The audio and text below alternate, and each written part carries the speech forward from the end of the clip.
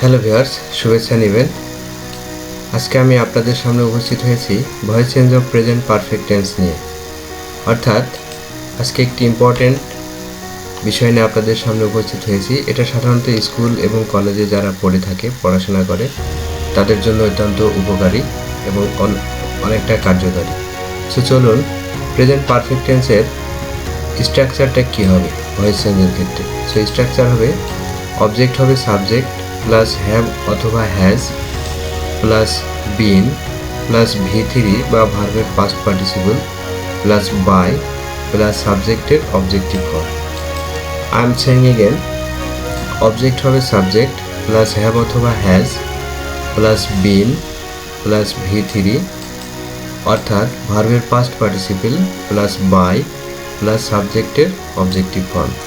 তো চলুন আমরা একটু এক্সাম্পলসগুলো অ্যানালাইসিস করে দেখি। অ্যাক্টিভ ভয়েসে একটি সেন্টেন্স আছে, we have done the work.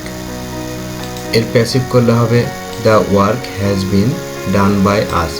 যেহেতু দ্য ওয়ার্ক হচ্ছে থার্ড পারসন সিঙ্গুলার নাম্বার, সেজন্য এক্ষেত্রে অবশ্যই হ্যাজ বিন বসবে এবং V3 plus by plus we যেহেতু আছে এর objective form us. Number 2, active voice, she has eaten some mangoes. সে কিছু আম খেয়েছে।